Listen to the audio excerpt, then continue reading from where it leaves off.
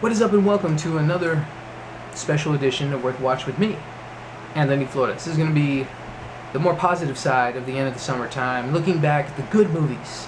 Made me feel good and happy inside and just all around make me realize why I go to the movies. All around, just reminding myself, this is why I go to the movies. These movies right here, and just all around just going to the theater, have fun with friends, or just have a good laugh, whatever. These are all the movies that made the cut for me personally, and I will give out some honorable mentions here. A few honorable mentions: Lucy, X-Men Days of Future Past, Chef, Life After Beth, and Edge of Tomorrow. Very great films all around. Some of them have their problems, but regardless, I enjoyed them nonetheless. I highly recommend each and every one of those movies. Now to the actual top 5. Number 5. Everybody hated Zach Braff. They probably still kind of do for his Kickstarter BS. I think he made a decent enough movie. And again, it could feel like a very drama TV type situation, sitcom situation, whatever. But I think it surpassed that just a little bit. It definitely felt more surreal. It just felt all around it felt like a good movie. And that is Wish I Was Here. I very much think he did a much better job with this film over Garden State.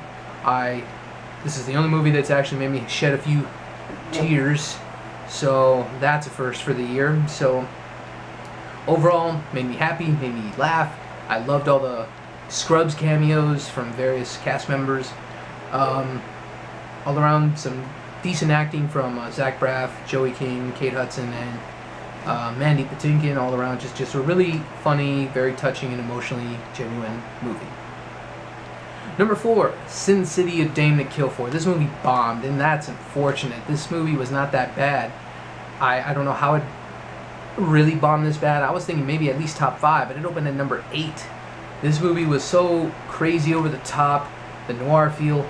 It felt like I just went right back into Sin City, leaving off from the first film. Along with some different characters, most of the old characters came back, the ones that were alive anyway. And yeah, 9 years too late. I think that's the main thing that killed this movie.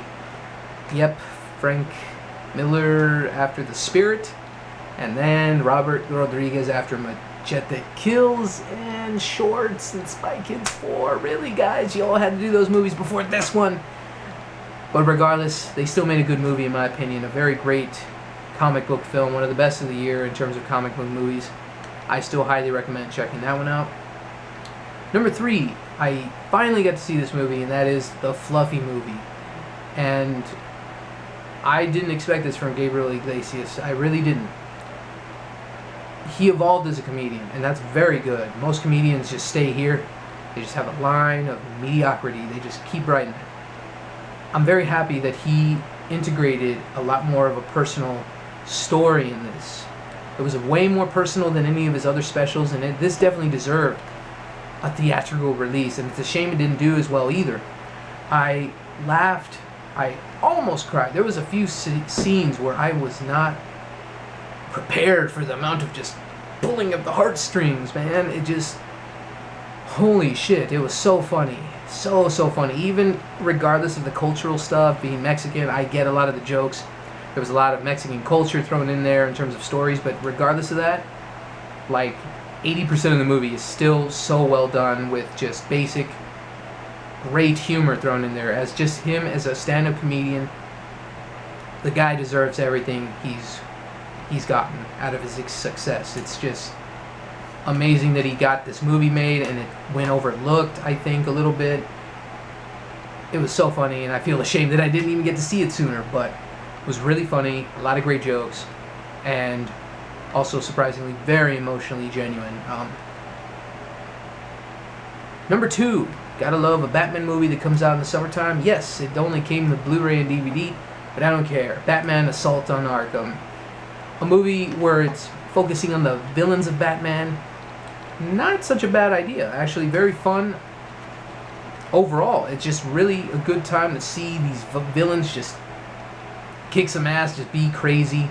Harley Quinn, one of the main villains in this Suicide Squad team, along with Deadshot and Captain Boomerang, Killer Frost, and a handful of others. But hands down, Harley Quinn steals the show. She's sexy, she's over the top, she's crazy, she's violent. I mean, fucking awesome, and good to see that she got a bit more of the spotlight. She hasn't really gotten too much since the games, but even then, good to see her on screen. And Kevin Conroy is always just doing a badass Batman. He's the Batman for me in terms of animated Batmans. Number 1, no surprise here. I went just crazy for picking up the stuff, the merchandise, everything about this movie that put a smile on my face, just way up here. Made me laugh, made me almost cry too. Man, the fucking opening scene, if you've seen it, just like, damn, that's just heavy emotional stuff there. But anyways, Guardians of the Galaxy. If this movie made me give a shit about a raccoon in a tree, you've done something right. Along with a slew of awesome characters. Chris Pratt is definitely a star. Zoe Saldana is hot, and no matter what color she is. Dave Bautista, who knew he was a decent actor, and Bradley Cooper, Vin Diesel, these 5 people just aced it. They are these characters now. Cannot wait for the sequel. I had so much fun. Good times right there. That's why you go to the movies. And it's a shame this movie didn't open up sooner in the summertime, but hey, those are my picks of all my favorite summer movies. Hope you enjoyed the summertime. I hope you definitely check out some of these movies if you've yet to check them out, because I highly recommend each one of them.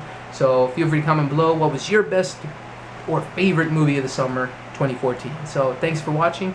I'm Anthony Flores with Worth a Watch, and keep going to the movies.